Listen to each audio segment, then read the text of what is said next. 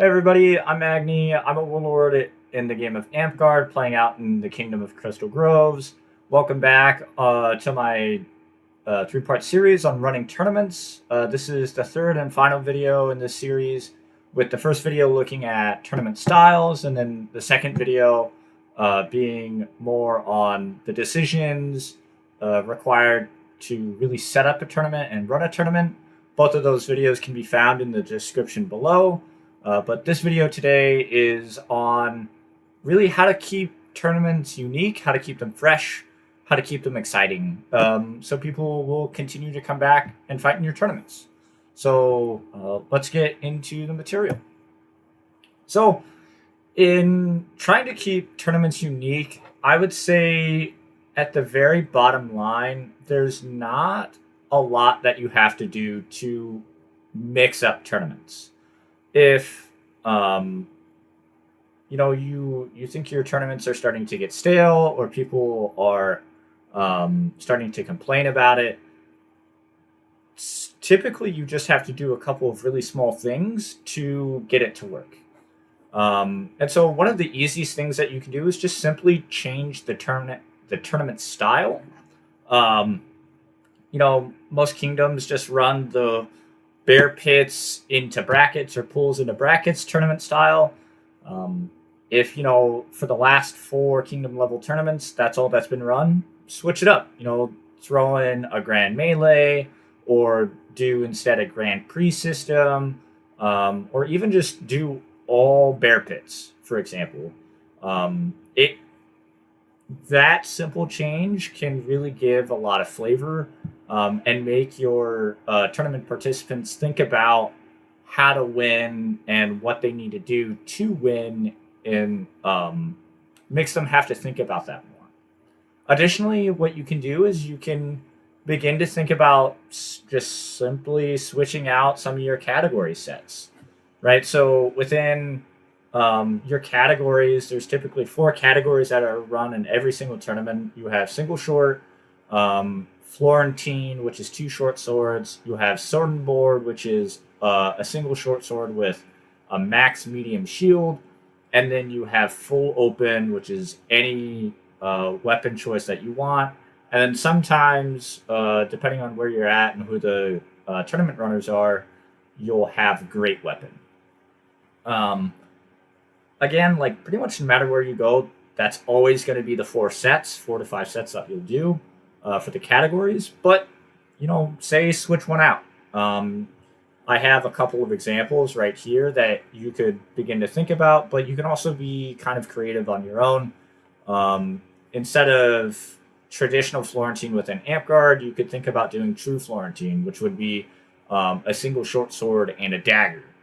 Alternatively, you could think about doing Flailantine. This is kind of like wonky and a little goofy, but 2 flails instead of 2 short swords.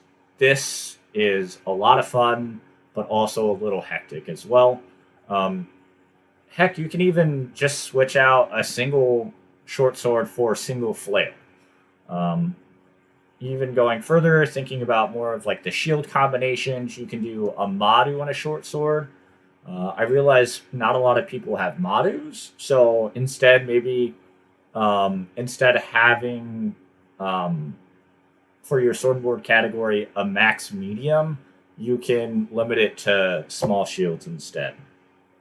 Additionally, something you can even think about is making your tournament categories require using your offhand or your non-dominant hand, and then that opens up a whole bunch of different possibilities for you to run. Now, again, this is just a couple of options, and I listed a couple more as we went through these, but just be creative, kind of think about what could be fun. You can even think about doing specific sort of great weapons. You could do like downstick with single short, so on and so forth. And I guess this is a point that I also want to cover, but I know a lot of traditional fighters that would argue against doing, a switch out for a category set because they'll say that would make a kingdom win illegitimate or whatever. Like it would illegitimize whatever. It would nullify. There we go. It would nullify that tournament because it's not traditional for whatever reason. I would argue very strongly against that point on the basis of I would, in my opinion, a warlord should be able to come into any equipment setup, any category set, and be able to adapt and adjust to that category and still beat out everybody else. I mean, granted, there's always going to be that adjustment time, that learning curve, but warlords should be able to learn faster and apply their fundamental basics and still come out on top every single time. And if they're able to do that with any of these different options, that's really a true testament of being a good warlord, in my opinion. But regardless of what I think, it all depends upon to you as the game runner or the tournament runner, and then it's still going to be a kingdom tournament no matter what, assuming you get your monarchy's backing. Moving outside of just changing up the categories entirely, you could do something more mild in terms of limiting or restricting the open category. The reason why I have this here is because traditionally or typically in every tournament, whenever you go into open, there's always at least one person that complains that open category is just Sword and Board 2.0. I do agree with that to some extent, but at the same time, like Sword and Boards are a really good equipment combination, and people grind Sword and Board a lot, and people get really good at Sword and Board, and it's really competitive. Like it's probably one of the most competitive categories in all of boffer fighting. But if you don't want to see open or Sword and Board with in open, you as the tournament runner have the right to make that adjustment or restrict that category or equipment setup. But realize if you do that, people are going to complain and people are going to be very salty about it. But at the end of the day, you're the tournament runner. You make the decisions. And they just kind of have to suck it up. Additionally, something that you can think about as well is implementing match times. This would be applicable to your bracket style tournaments or parts of your tournament that implement brackets. And so, typically within brackets, there's no match limit. You just go until, the win condition is met, whether it's, best 2 out of 3 or best 3 out of 5, whatever. There's no time. It doesn't matter, if there's 3,000 Simos in between the time that the match starts and somebody gets 3 wins, or 2 wins, right? That can take, many, many minutes, 15 minutes, 10 minutes. Matches can get very, very long, especially if you're doing a lot of Simos. Or, people are just circling and circling and circling and, really trying to wait out their opponent or whatever.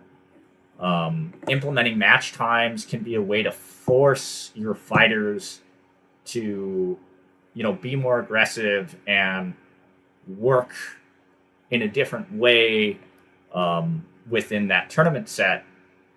And so that will change the dynamic.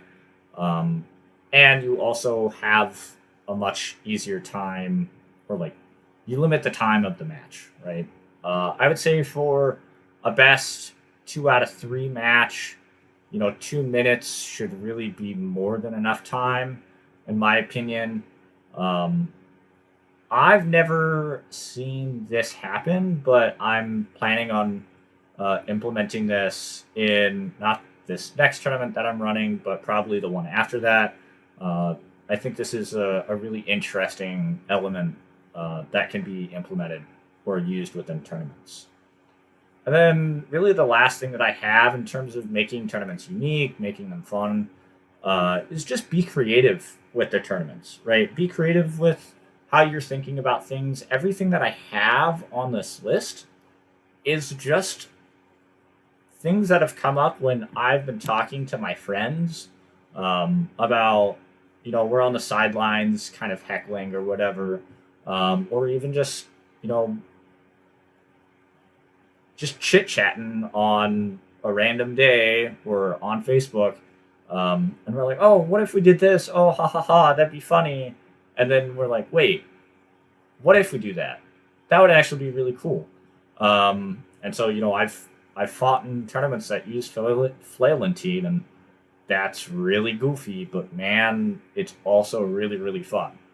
Um, so just be creative, and just because something seems a little harebrained in the beginning doesn't mean that it's not going to work. It'll never work, or it's illegitimate. Um, just be creative, and probably run it by somebody else. Um, and if anything, try it out. If it doesn't happen, oh well. You can't win them all, but you may actually be sitting on nuggets of gold without even realizing it. So, with me going through this list, I want to take the rest of this time to talk about a very unique and very fun tournament style. And this is called the Jester's Cup or Chaos Tournament. I don't know, probably some of you have heard this, depending on where you're at, but this is a really fun tournament style to run, and one that I've fought in a couple times, and they're an absolute blast every single time. And so, really, what the point of the Jester's Cup is that you randomize every equipment matchup, right? So you typically have to run this in bracket style. It's not really amenable to um, your like bear pits or grand melees. Those tournament styles are too kind of like fast paced. But when you have a set match, you then take the time to randomize the equipment. And the way that you do this is, you have a set of dice that have equipment slots on them, or you can do like a random number generator if you don't want to go out and buy like weapon dice or order custom weapon dice. You can use like a number generator to assign, each number to a given piece of equipment. And so you can do this for a full set, right? You could just say single short, Florentine, sword and board, whatever, as the set, or you can do it individually by hand. Um, I've seen it mostly done by each hand component, but both are good ways. And so, in principle, when you go into a match, you can be faced with anything. Somebody can get this standard setup where they happen to get their sword in their dominant hand and then their shield in their offhand, or you can get some goofy, wonky style, which is like a long sword and a flail, or for another example, you can get two long swords, which is like real goofy. People typically don't do this, or you can get something less powerful, like or not necessarily less powerful, but more unconventional, I guess is a better way of saying it, like a Madu and a dagger. Um, I've seen matchups like both of these. They are very fun to watch. They're very fun to fight in. Um, they are a really great time. And again, people are going to be out there. If you run this at a kingdom level tournament, some of them will argue, oh, this isn't a valid kingdom level win, but I will argue every time again and again that this is a very dynamic and very versatile um, tournament style, and it really proves the mettle of Warlords if they can come out and win any category, even if it's super wonky stuff, versus a very conventional style or equipment matchup, for example. But yeah, Jester Cups are really fun. Again, you kind of are limited to brackets, but overall they're pretty good and a great time to run. I highly recommend them for you to use. And also, like Jester Cups, one of the great things about them is that they provide a lot of inspiration to adjust tournaments going forward. Just because you see so many unique things and people think about this sort of tournament in very different ways. And so that's all I have prepared for this video. Hopefully you found something useful within this video and you can apply in your next tournament setups to make them, fun and unique and, keep that stale element out. Additionally, I hope everybody was able to find something useful from this entire series. If you haven't seen my first two videos, go ahead and check those out in the comments below. If you have any stories, any comments, any wisdom that you want to share with us, go ahead and put a comment down, and we'll check that out. Again, thank you all for being here, and that's all I have. I'll see you later, guys. Bye.